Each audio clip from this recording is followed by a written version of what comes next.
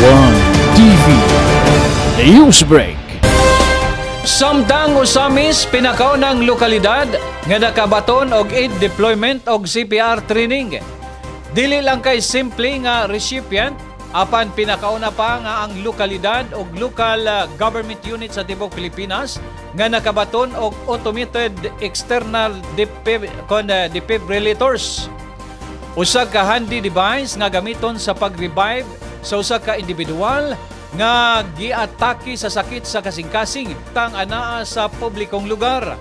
Ang actual demonstration sa paggamit sa aid o ang refresher course, proper chest compression techniques, gipahigayon dili palang dugay sa Usami City Gymnasium.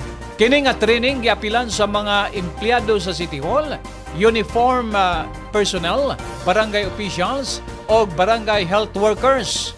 Atol sa aktibidad, wala palabya ni Mayor Sam Norman G. Puentes aron personal nga ipadangat ang iyang pagdasig ngadto sa 51 ka barangay ning syudad nga pahimudsan ang maong programa og pagpasalamat usab ngadto kang Asenso Pinoy Party List, Congressman Attorney Henry Indy F. Buaminala Jr.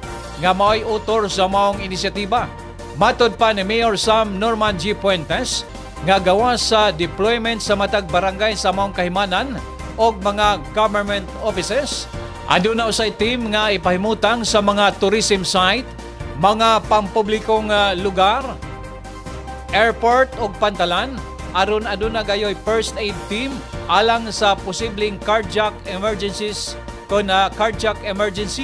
gamit ang maong kahimanan, samtang nagpadulong pa ang rescue team o ambulansya alang sa pagtransport sa pasyente sa duol nga mga tambalanan ning syudad. Kaya ang among magungtumong ani nga ang Pilipinas mas CPR o AED ready. So para pagsugod ani niya kinahanglan ni magbarangay-barangay, syudad, municipality. Okay, ang goal gid nato ani nga tanang Filipino 8 years old and older must know how to do CPR and must know how to use the AED. This is a skill that is life-saving. It's very easy to do. So wala gyud rason nga nung di ta makakapon ani nga skill.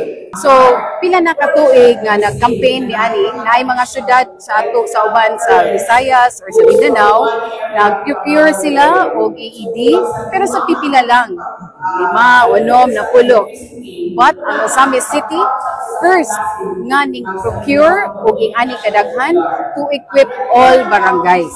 So first to distribute in all barangays. So that's a very momentous nga kanang accomplishment yun para sa City of Ozamis.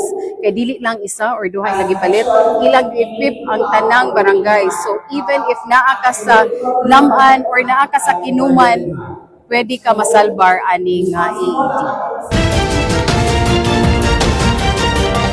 One TV News Break.